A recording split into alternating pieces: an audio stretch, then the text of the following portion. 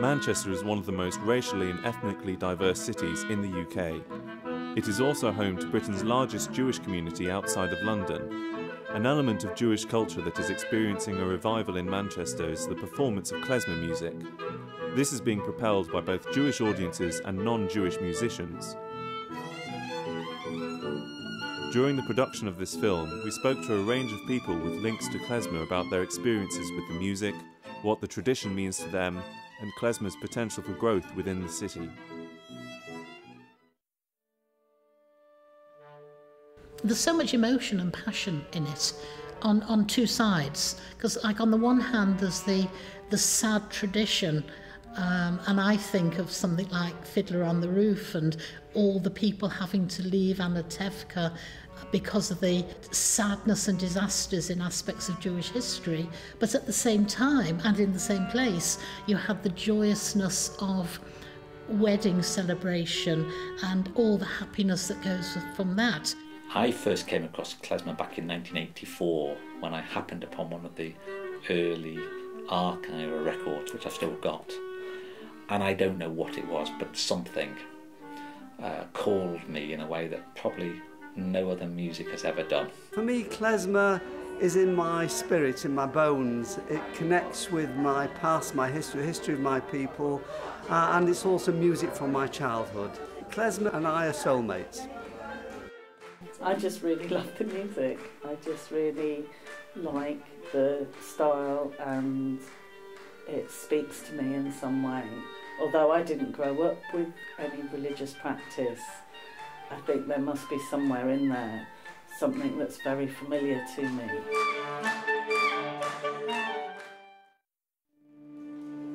Klezmer is a kind of music which is in some ways all things to all people, but its ultimate roots lie in the Middle Ages, in a musical tradition connected with the Ashkenazi Jewish populations of Central and Eastern Europe, a musical tradition which was essentially secular, so it was the music for weddings and other celebrations, but was shaped in part by cantorial music, music from the synagogue.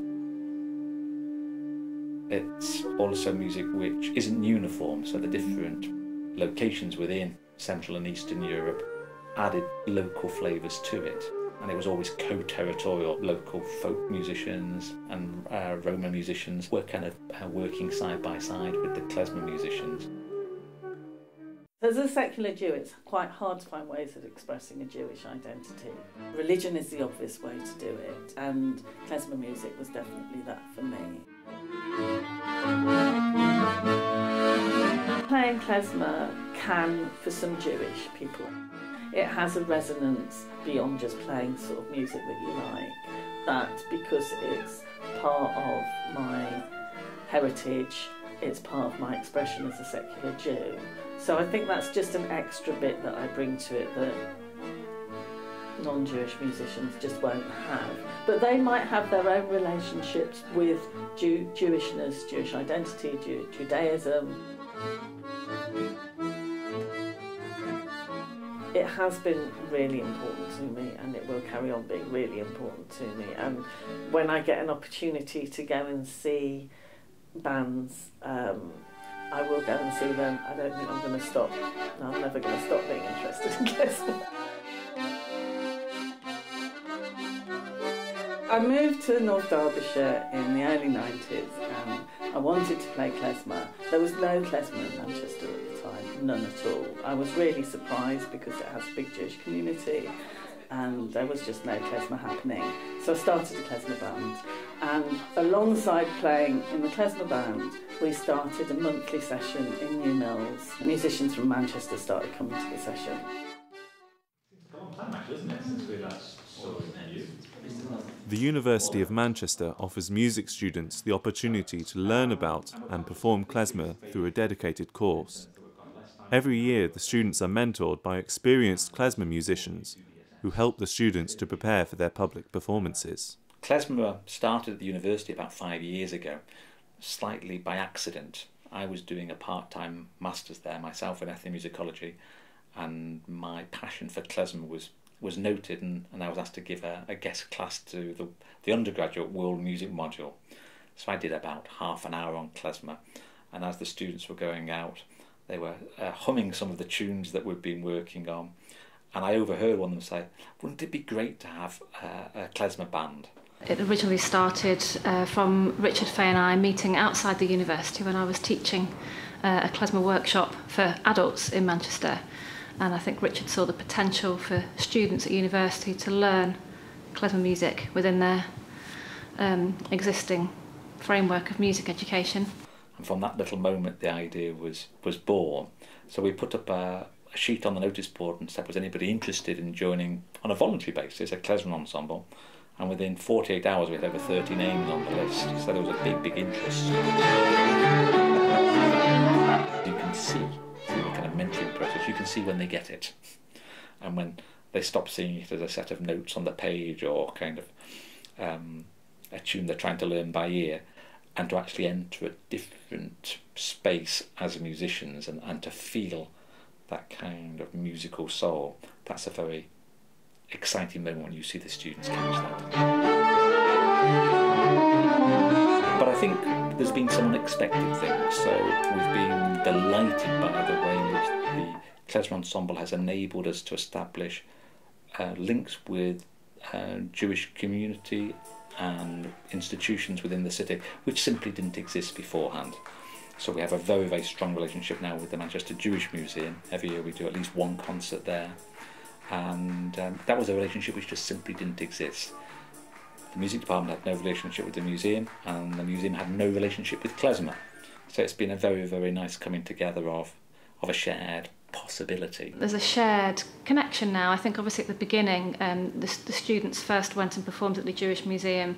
I think the audience there have always been very open and welcoming, but there was some sense of curiosity as to, well, why are these students learning this music? It's maybe not part of their, I suppose, expected curriculum.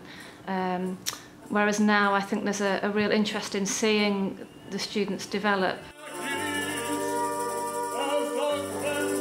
I think klezmer in Manchester really is at the moment a number of different but connected constituencies or spaces. So you've got those who are playing klezmer back in the 90s and who are still involved, but who are not necessarily part of sessions in the way that they were back in the 90s. You've got klezmer currently happening which isn't sort of connected with the university centre of gravity. And you've got the university part. Also the music which is happening by students from the university elsewhere, like at Heathlands or like at the Jewish Museum. I was brought up in a synagogue which had a male voice choir for religious reasons, and to me it's an important part of the service because it's that idea of music inspiring and getting the awesomeness of faith within it. Do you think it matters as such that the people who are playing klezmer are non-Jewish? Religiously, I feel just that little bit uncomfortable to have music played by women who are wearing non-modest dress and to have a mixed band with a mixed audience. But the part of me which is slightly more liberal and accepts it as a secular entertainment, it's actually easier for it to be non-Jewish people playing rather than Jewish people, and they make such lovely music that that's the most important thing. Since the 1990s, klezmer jams and workshops have provided opportunities for experienced players to share tunes and introduce other musicians to the tradition.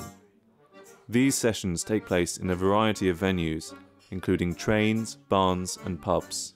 I always thought of klezmer as an introduction to Balkan music. That's why I got into it, because 20 odd years ago I was in a band called Horace X in Cambridge who played, the idea was we were going to play Balkan music, but we didn't have a clue how to do it. I grew up playing Irish music. There's a band called Planksty and they play some Eastern European tunes. Anyone who grew up playing Irish music has got these Planksty albums that have already got a couple of Eastern European tunes on there played in an Irish style.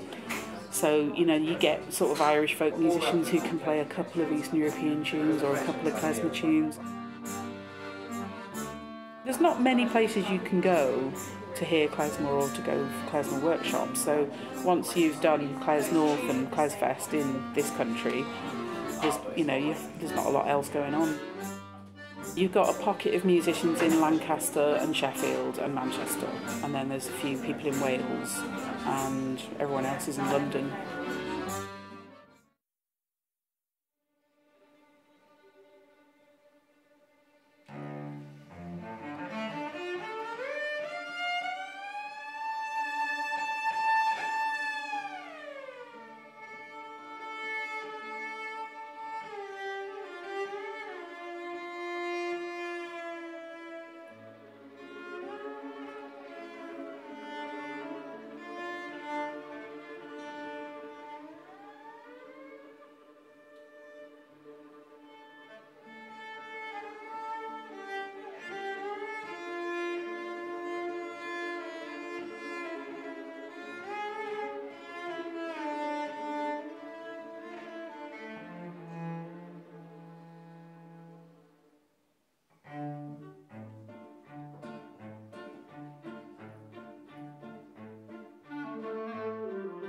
The first Klezmer concert we did was about 4 years ago now.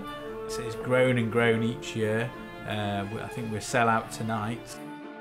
We started with a very small audience, and now word's obviously got out there that we're putting on these great Klezmer concerts every December.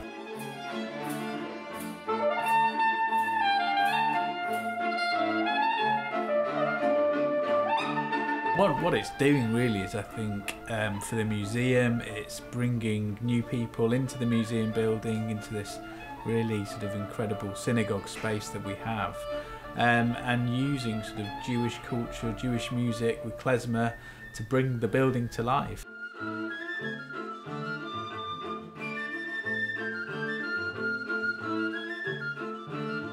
Part of our role to celebrate Jewish heritage, and obviously Klezmer is an important part of that heritage, and at the same time it's about bringing people together. That synagogues, it's a meeting place, that's what it's about. And I think through our events program and through Klezmer, we bring people from all backgrounds and all faiths together, and where better to do that than in the Jewish Museum.